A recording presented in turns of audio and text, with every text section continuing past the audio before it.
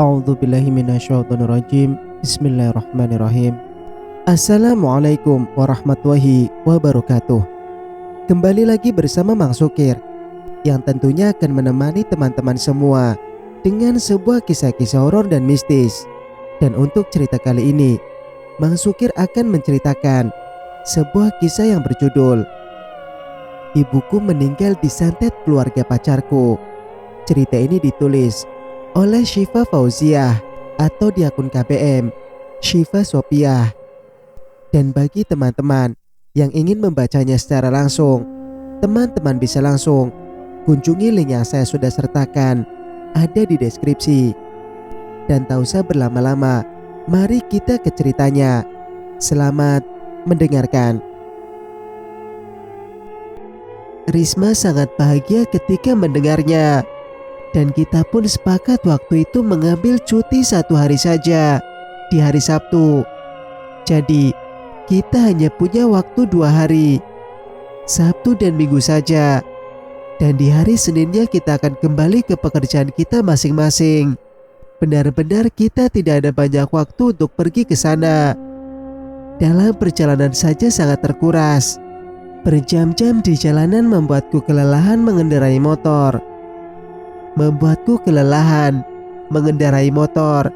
Yang banyak berhenti untuk beristirahat. Ingin sejenak meredakan rasa lelah yang menyelimuti. Tapi tak apa, aku menikmati perjalanannya dengan Risma. Serasa sebentar, karena senyum Risma lah yang membuat rasa lama dan lelah pun tidak terlupakan. Dan sesampainya di sana aku sangat senang sekali, karena sangat disambut baik oleh kedua orang tua Risma.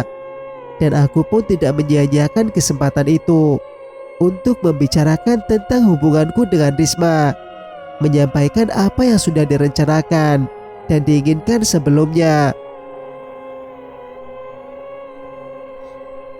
Maaf Pak, Bu, kedatangan saya ke sini ingin menyampaikan niat saya untuk meminta restu Bapak sama Ibu. Ucapku tertunduk, berusaha setenang mungkin. Kalau seandainya ada jodoh, saya mau serius sama putri Bapak, timbalku sambil bersila di hadapan orang tua Risma. Dan insya Allah saya sudah berniat juga ingin menikahi Risma, Bu, Pak, ucapku menambahkan. Aku yang gugup pada saat itu, tapi sebisa mungkin untuk tetap tenang menghadapinya.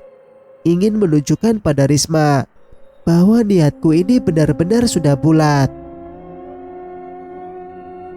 Ya kalau Bapak gimana Risma saja, ucap papanya Risma mewakili. Yang penting Adoni bisa menyayangi putri Bapak dan juga cucu Bapak, putranya Risma. Pesannya menyentuh hati. Iya Pak, insya Allah, jawabku meyakinkan. Syukurlah, mereka pun mengizinkan niat baikku dan memberikan restu pada hubunganku dengan Risma. Walaupun singkat dan sangat sebentar bertemu dengan keluarganya, yang hanya kurang dari 1 hari saja, karena aku dan Risma harus cepat kembali ke Bogor. Tapi tak apa, sudah bisa bertemu untuk bersilaturahmi dan juga meminta restunya saja. Itu sudah lebih dari cukup menurutku. Dan yang tak lupa juga Risma memperkenalkan putranya saat itu.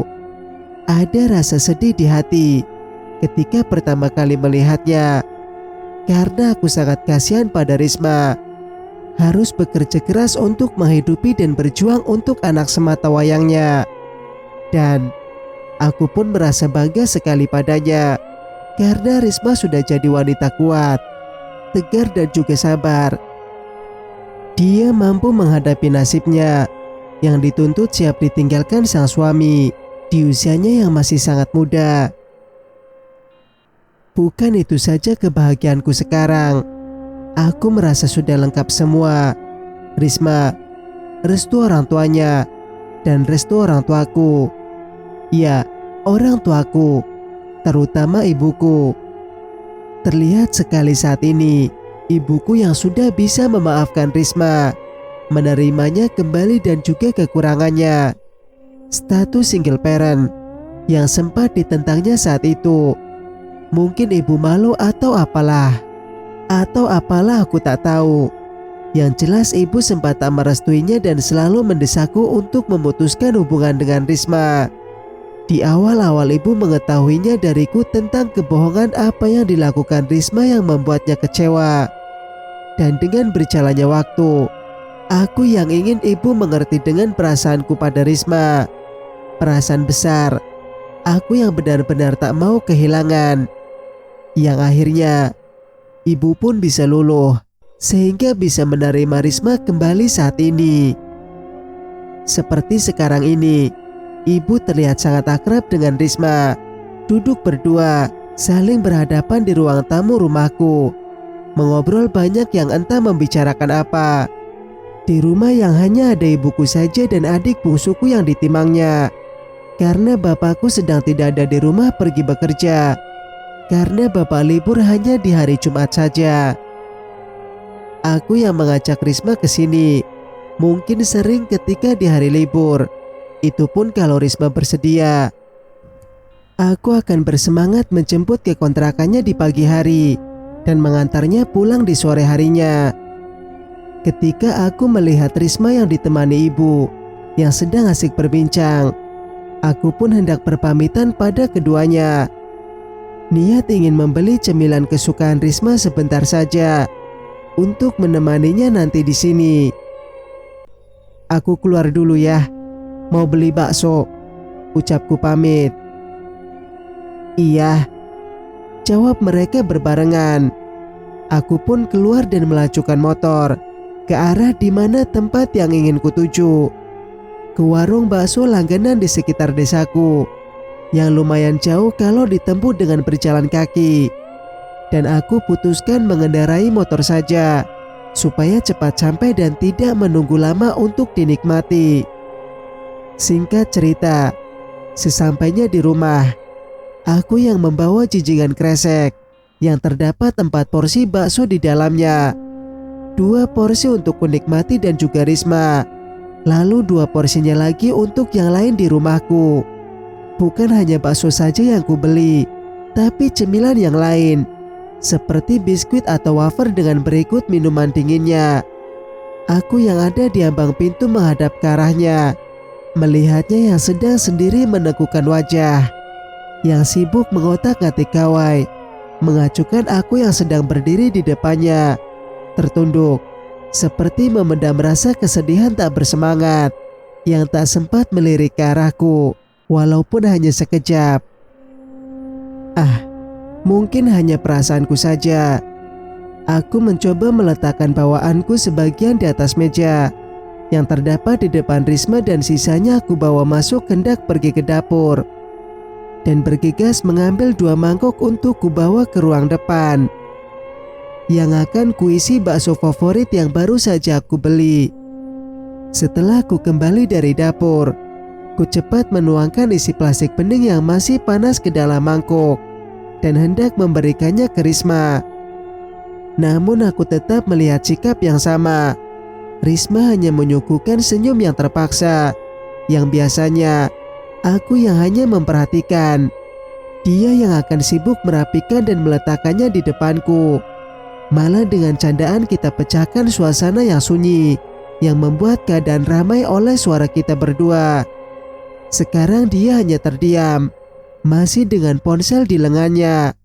Tapi tidak apa-apa. Aku rasa mungkin Risma sedang malas saja. Walaupun dia bersedia mengambilnya dan hendak menikmati apa yang aku beli, tapi sepertinya Risma tak berselera. Yang terlihat tanggapannya, biasanya dia akan sangat senang bila dibelikan sesuatu dan menikmatinya sambil mengobrol, yang sesekali mengeluarkan gelak tawa di selanya. Sekarang hanya sepi yang menemani makan di antara kita berdua. Dan selesai dari makan pun, Risma buru-buru merapikan dan membersihkan itu semua, mengangkat mangkuk bekas dan bergegas untuk dicucinya ke dapur. Lalu dia kembali dan mengajakku ingin cepat diantar pulang. dengan ekspresi yang tak bisa kupahami. Kenapa dengan Risma? Apa dia marah padaku karena aku terlalu lama tadi ketika di warung? Apa dia kesal karena lama menungguku? Tapi aku rasa tadi hanya sebentar saja. Ya seperti biasa, karena aku yang tak hanya sekali. Aku sering meninggalkannya ketika dia di rumahku, pergi keluar untuk membelikannya sesuatu. Kenapa sekarang Risma semarah itu? Entahlah, aku hanya menuruti keinginannya untuk pulang, yang semakin marah padaku. Aku dan Risma pun berpamitan pada ibu bergegas keluar, menuju halaman dan langsung pergi mengantar Risma pulang, sampai ke kontrakannya. Neng, kok diam saja? Neng masih marah sama AA? Selembut mungkin aku bertanya pada Risma. Kita yang sedang di perjalanan menuju pabrik, tempat di mana aku bertemu sang pujaan, yaitu seorang yang tepat di belakangku sekarang. Aku yang baru berani menanyakan setelah kemarin dirinya berkunjung ke rumahku.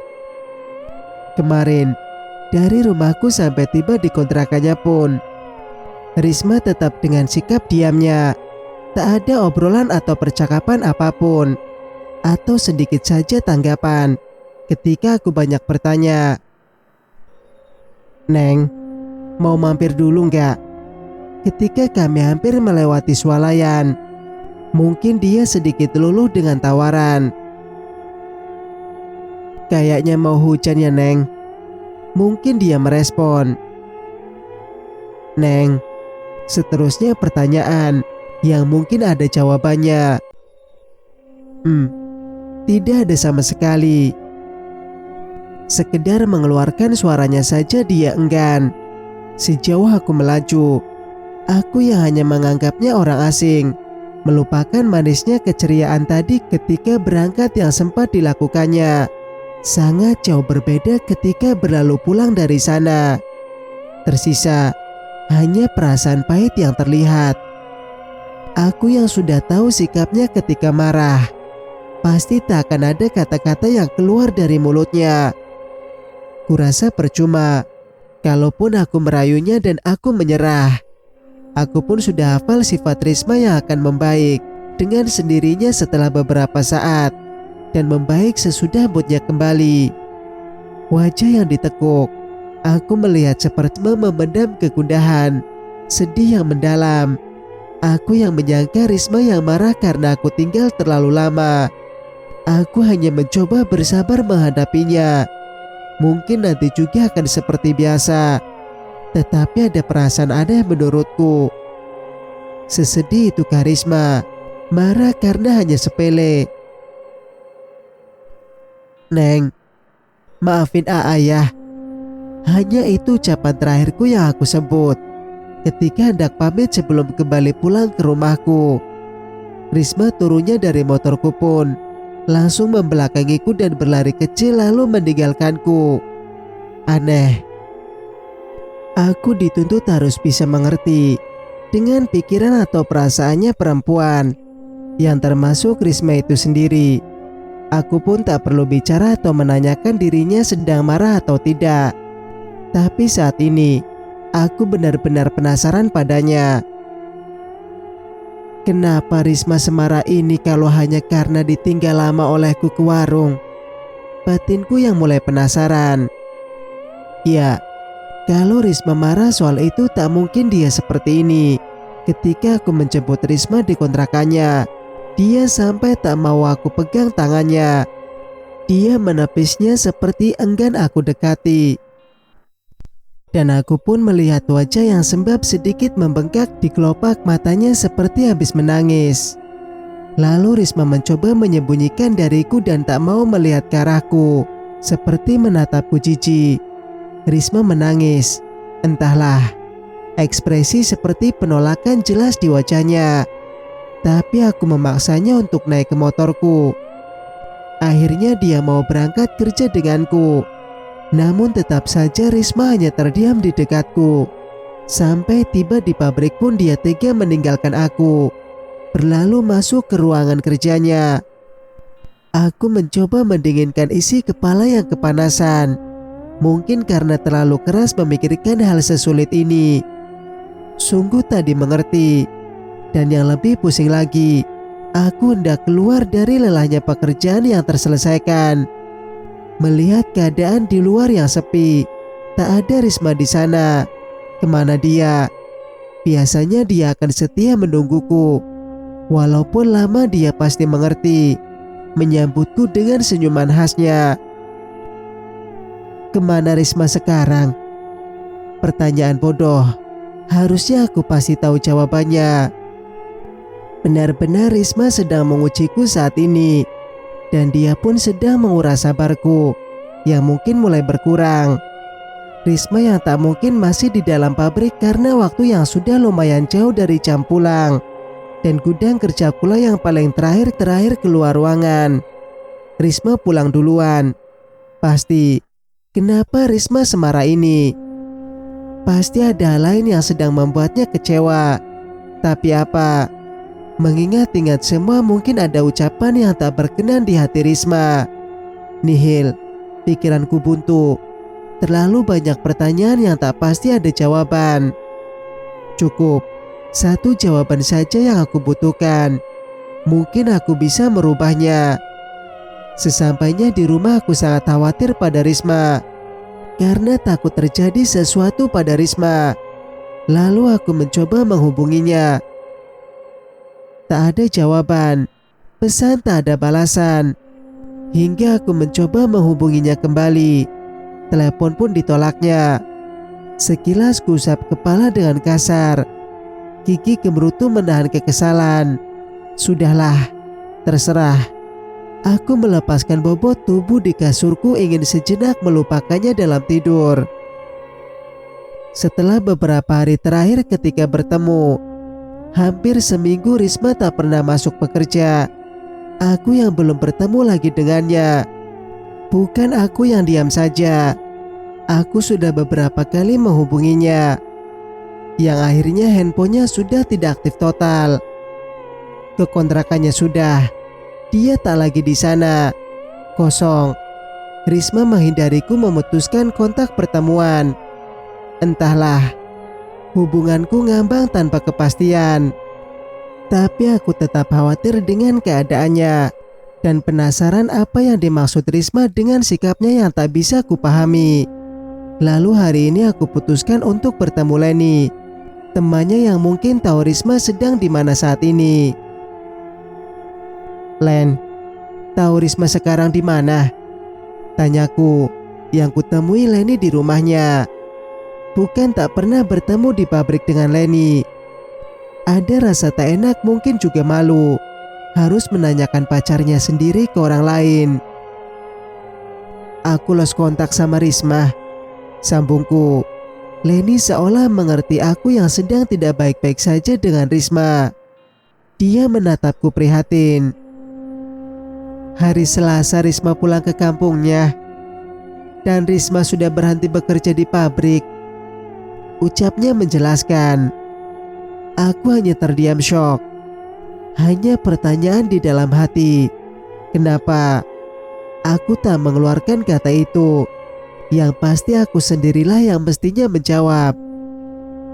Sebenarnya Risma sedang marah sama aku. Tapi gak tahu Risma sampai nekat kayak gini. Ucapku yang berharap ada titik terang. Oh, aku gak tahu soal itu. Yang jelas dia pamitan saja waktu hari Senin sehabis pulang bekerja. Risma bilang mau pulang dan kerjanya juga mau berhenti. Aku tanya kenapa, dia cuma jawab, kasihan sama anaknya. Jauh katanya. Semua penjelasan Leni membuat mulutku kaku, sulit untuk menggerakkan. Lalu kuputuskan saja pulang, hanya membawa kabar buruk yang kugenggam. Perasaan kebingungan yang menyelimuti yang entah apa lagi yang harus kulakukan sekarang. Singkat cerita, 2 bulan berlalu, Risma meninggalkan tanpa kepastian dan tak ada tanda-tanda dia untuk kembali. Ku hanya pasrah. mencoba mengikhlaskannya dan berusaha melupakan. Mungkin Risma melakukan ini sengaja menutup harapan yang dimimpi-mimpikan, seolah melupakan cinta yang direncanakan dari nol. Aku yang selalu berusaha menjadikannya seindah mungkin. Pupus segala keinginan. Tak ada lagi.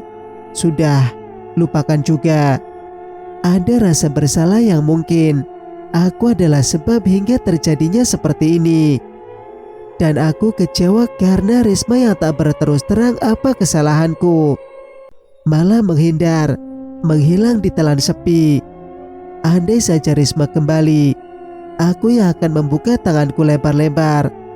Karena hubungan kami belum resmi berpisah, yang pastinya aku akan sangat bahagia.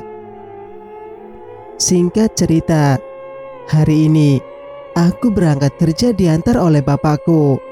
Hari Jumat bapak libur, tapi bukan itu alasan bapak mengantarku. Siang nanti bapak mau mengantar ibu ke puskesmas yang ingin memakai motorku pergi ke sana. Ya gimana lagi, itu motor bapakku. Ditambah jarak ke puskesmas sangat jauh, yang tak ada kendaraan umum di daerahku. Aku mengalah, kasihan sama mereka, harus kerepotan mencari kendaraan pinjaman. Tadinya aku ingin naik ojek saja sampai depan jalan raya, dan akan naik angkutan umum sampai pabrik. Tapi bapak sangat memaksa ingin mengantarku berangkat kerja dan pulang kembali menjemput ibu, lalu pergi lagi ke puskesmas. Ibuku memang sedang sakit, yang akhir-akhir ini sering mengeluh tak enak badan. Biasanya minum obat warung saja akan mendingan, tapi tak ada perubahan dan bapak mencoba membawa ibu ke puskesmas saja. Sepulangnya dari pekerjaan, aku langsung menemui ibu yang berada di kamarnya. Ibu sedang meringkuk di atas kasur yang dibaluti selimut lembut. Sudah dipastikan ibu sedang kedinginan saat ini. Ibu tak sendiri. Ada bapak pula menemani yang sedang memijit kaki ibu yang terhalang bahan yang tebal, sambil mengobrol khasnya antara suami dan istri. Sungguh romantis. Dan di samping ibu ada adik ketigaku yang menempel ke tangannya, tertidur pulas. Mungkin rindu tadi ditinggalkan sejak pergi ke puskesmas, yang dititipkan ke kakak bapakku. Di ambang pintu yang tertutup, meminta tangan kanannya untuk kucium. Begitu juga kepada bapak. Tak luput aku menanyakan keadaan ibu sekarang, lalu berjongkok di bawahnya, menyenderkan ke tembok di belakangku. Bagaimana bu sekarang? Apa kata dokter? Tanyaku yang khawatir. Alhamdulillah Don. Kata dokter ibu cuma kecapean saja. Ibu cuma kecapean saja, jawabnya. Kasihan ibu pasti kelelahan karena setiap hari banyak pekerjaan yang menumpuk di rumah, yang tak pernah ada beresnya. Sekarang, mau tak mau sore ini aku dan bapak yang menggantikan tugas ibu, seperti pekerjaan yang ada di dapur dan lainnya. Ibu harus banyak beristirahat. Sesekali aku mengasuh dan menggendong adik kecilku yang mulai aktif. Singkat cerita, 2 minggu sudah berlalu. Keadaan ibu masih sama, masih mengeluh dengan sakitnya. Walaupun sekarang ibu memaksakan diri untuk melakukan aktivitas yang mungkin hanya semampunya saja, tetap saja aku dan bapak tak tega. Dan kami pun memutuskan untuk membawa ibu ke klinik. Namun kali ini aku yang membawanya sore ini, sepulang aku bekerja, dan bapak yang akan menjaga adik-adikku di rumah. Sementara aku dan ibu hendak bersiap-siap berangkat dan pergi memilih klinik yang paling terdekat saja dari rumah. Tapi bukan berarti tak jauh. Harus melajukan motor yang hampir 15 menit. Iya, begitulah tinggal di daerah pelosok jauh dari perkotaan. Harus bisa menyesuaikan hidup yang sulit untuk menjangkau kebutuhan. Tapi kami sudah terbiasa menghadapinya. Sesampainya di klinik yang mulai ramai, Sudah lumayan banyak orang mengantri menunggu panggilan sang dokter. Aku terlebih dahulu menuju ke tempat pendaftaran. Sementara ibu, ku gandeng ke tempat duduk yang ada di depan pintu ruang dokter untuk menunggu. Tak lama menunggu pun mama ibu sudah. Nama ibu sudah dipanggil oleh petugas di sana. Aku pun bergegas bangun dari duduk dan membawa ibu masuk ke dalam ruangan. Lalu kami pun duduk yang dipersilahkan oleh dokter wanita di hadapanku. Dokter mempertanyakan keluhan yang ibu rasakan. Lalu ibu langsung menjawab semua, tidak sedikit pun menguranginya. Badan saya sakit semua bu dokter. Pada lemas, sakit kepala juga. Berat sekali. Ibu menjelaskan. Dokter di sana dengan lihainya menggunakan alat khas kedokteran, memeriksa ibu yang sudah berbaring di kasur yang terdapat di ruangannya. Semuanya normal ya bu. Ibu cuma kecapean saja. Sambil melepas alat yang dipasangnya. Saya resepkan vitamin ya bu. Habiskan obatnya. Jangan lupa makan dan banyak-banyak istirahat. Dokter yang menjelaskan sambil menuliskan di selembar kertas. Iya bu dokter. Terima kasih. Ucapku sambil berlalu hendak pergi. Kami pun keluar dari ruangan sana, mengambil obat dan bergegas pulang. Mengambil obat dan bergegas pulang. Mengambil obat dan bergegas pulang. Lagi, dokter kedua yang memeriksa ibu menyebutkan ibu yang hanya kelelahan. Itu pasti. Tapi yang ibu rasakan lebih dari itu. Ibu yang akan mengeluh kesakitan setiap saat. Mungkin di waktu tertentu. Kadang di sore menjelang maghrib atau di malam harinya. Ibu akan membaik setelah berobat. Tetapi sesudah obat habis akan seperti itu lagi. Di hari-hari berikutnya pun tetap sama.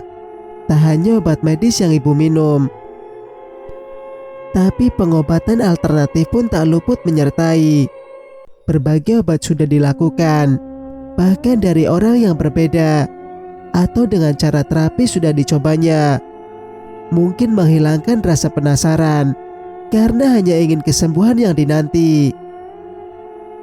Di malam yang menegangkan pun terjadi, pukul 20:15 waktu Indonesia Barat, di mana malam itu ibu tak sadarkan diri. Ibu yang ditemani bapak di kamar.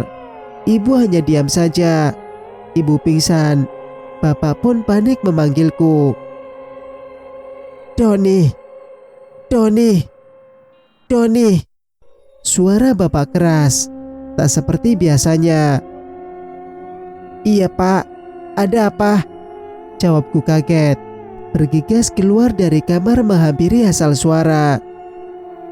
Ibu pingsan Don. Panggil abah. Telepon Indah. Ditanya.